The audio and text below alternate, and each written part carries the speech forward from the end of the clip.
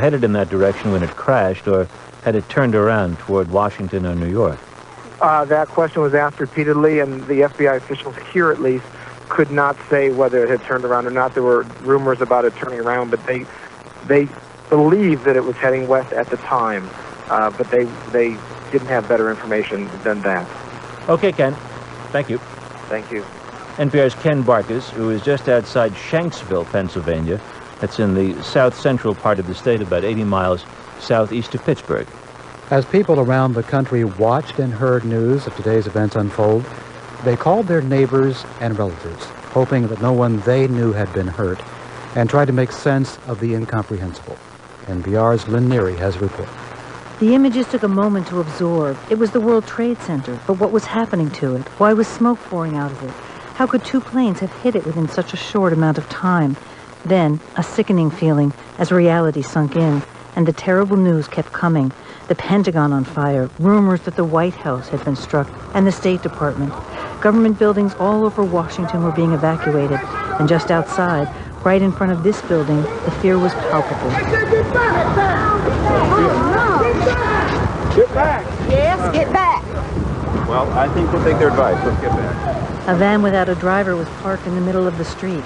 The police were checking for explosives and cordoning off the street, only adding to the confusion as office workers emptied out of nearby government buildings and tried to find a way to get home. Cindy Cheeks works for the Bureau of Alcohol, Tobacco, and Firearms. They told us to leave now, and we don't have anywhere to go. That's why I'm standing here looking stupid. Where are you supposed to go? Husband. Home, Maryland. I can't get home. It's no metros running. It's no buses running. Look at all the congestion out here.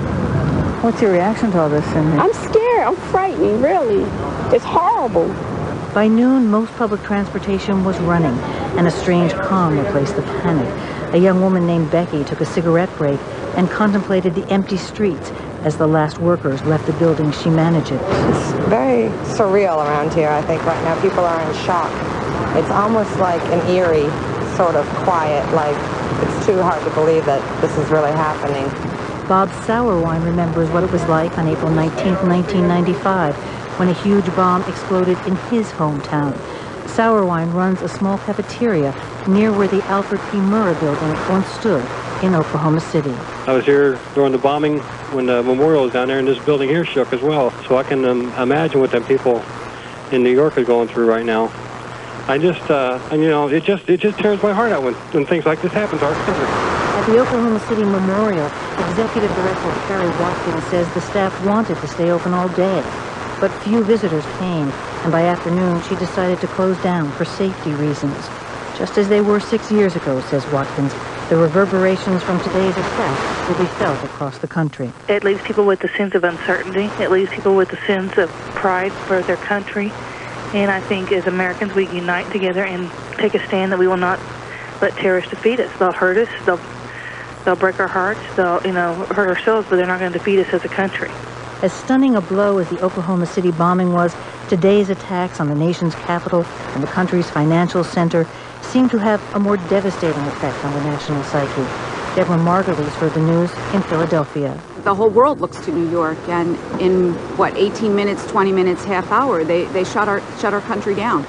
That I think is a little scary. Brendan Olkus, a young DJ who works in a club in Philly, says his sense of the world will never be the same. 26 years old. I've lived pretty much my entire life in a relative state of peace. But I've always felt like, I've always felt safe, and I don't know that I've ever felt really patriotic. I mean, I've just sort of felt like I've existed. And today was the first time I ever felt like, wow, my homeland has been attacked. Some sought refuge in prayer. Let us pray, O God, giver of solace in the present and hope for the future. About a dozen people attended this prayer service at the Episcopal Cathedral of St. Mark in Salt Lake City, Utah. Michael Mitchell, a native of Utah, had just moved back after living in New York for 9 years. I've been on the internet all day trying to be in touch with my friends, and you can't get through by phone. I've just been trying to be in touch with people and see if they're all right. Now, says Mitchell, like most people, he's wondering about the U.S. response. I'm scared now that we're going to retaliate in a way that's going to pull us into something much, much deeper, and that's something that really scares me. we then get in this state of, retaliation, and it just escalates. As I was sitting here today during the prayer service, I was thinking, how can we begin the forgiveness process right away and still grieve and still have, that righteous anger and still try and set things right. But I don't know that necessarily means that we, bomb the hell out of whoever did it. It will take a long time for the emotions of today to settle in, for people to fully absorb what happened. But in the minutes and hours after the attacks occurred, there was a sharp sense of violation and a keen sense of uncertainty about what lies ahead. Lynn Neary, NPR News, Washington. Daniel Benjamin is a former director of transnational threats for the National Security Council. He joins us now to discuss today's attacks on the World Trade Center and on the Pentagon. Mr. Benjamin, from what you have seen, from the way this whole thing developed, does this give you any kind of a picture of who might have done it? The universe of actors who might have pulled something like this off is fairly small. The amount of coordination, the discipline, the drill, the wherewithal to do it is available to only a few governments. In fact, I think many governments would have a very hard time finding the operatives to do this sort of thing, and to an even smaller number of terrorist organizations. Among the governments that might have an interest in doing this would be Iraq, possibly Iran, although I strongly doubt that they have an interest in picking a fight with the U.S. And frankly, I don't know who else. And Iraq's own intelligence service has been much degraded over the years. So I actually don't think that they're a likely candidate.